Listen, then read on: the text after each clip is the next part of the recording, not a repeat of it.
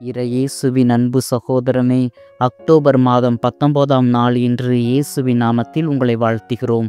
ஆண்டவராகிய இயேசு கிறிஸ்துவின் அருளும் கடவுளின் அன்பும் தூய ஆவியாரின் நட்புறவும் உங்களோடு எந்நாளும் இருந்து பாதுகாப்பதாக. இதோ இன்று நமது தாயம் திரு அவையோடு இணைந்து நாம் அனைவரும் சிலுவையின் புனித பவுல் என்பவரை நினைவு கூறுகின்றோம். யார் இந்த சிலுவையின் புனித பவுல்? அப்படி என்னதான் செய்துவிட்டார் தனது வாழ்க்கையில்? வாருங்கள் பார்ப்போம். சிலுவையின் புனித பவுலின் இயற்பெயர் பவுலோ பிரான்சிஸ்கோ தேனி ஆகும். இவர் ஜனவரி 3, 1694 அன்று பியத்மாந்து, இத்தாலியில் பிறந்தார். ஒரு பணக்கார வியாபாரியின் மகனான இவர் தனது 19ஆம் அகவையில் மனம் மாற்றம் பெற்று பக்தி நிறைந்த வாழ்க்கை வாழ்ந்தார். பிரான்சிசு தி சில்ஸின் புத்தகங்களும் கப்புச்சின் சபை குருக்களின் போதனைகளும் இவரிடம் அதிக தாகத்தை ஏற்படுத்தின. தனது 26ஆம் வயதில் தொடர்ச்சியான ஜெப அனுபவங்களின் மூலம் ஒரு புதிய துறவற சபையினை துவங்க இறை அழைத்தலை உணர்ந்தார்.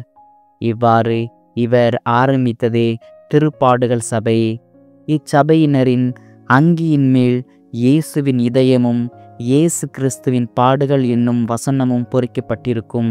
இந்த சபைக்கு இவர் அளித்த பெயர் இயேசுவின் வறியோர். ஆனாலும் திருப்பாடுகளுக்கு இச்சபை அளித்த முக்கியத்துவத்தினால் இவர்கள் பின்னாட்களில் திருப்பாடுகளின் சபையோர் என அறியப்பட்டனர். இவரின் ஆயரின் தூண்டுதலால் இவர் மட்டுமே இச்சபையில் இருக்கும்போதே இவர் இச்சபையின் சட்ட நூலினை 40 நாள் தியானத்துக்கு பின் 1720 இயற்றினார். இச்சபையில் இவரின் சகோதரரே இவருக்கு பின் சேர்ந்த முதல் உறுப்பினர் ஆவார். இதற்கு பின் இச்சபை மெதுவாக வளரத் தொடங்கியது.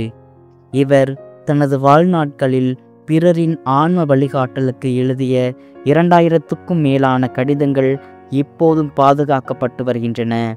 இவர் 18 அக்டோபர் 1775 இறந்தார். அச்சமயத்தில் இவரின் சபையில் 180 குருக்கள் மற்றும் அருள் சகோதரிகள் இருந்தனர்.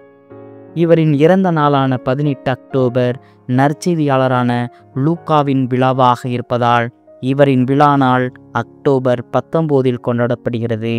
இவ்வாறு பிறரின் ஆன்ம வழிகாட்டலுக்கு 2000க்கும் மேலான கடிதங்கள் எழுதி கிறிஸ்துவின் பாடுகளை அனுதினமும் தியானித்து நல்வாழ்வு வாழ்ந்த இப்புனிதரை கொண்டாடும் நாம் இறைவனின் பாடுகளை தியானித்தவர்களாக வாழ இப்புனிதரின் பரிந்துரை ஜெபத்தை நாடி நாள்தோறும் நன்மை செய்வோம், இறையாசிர் பெறுவோம்.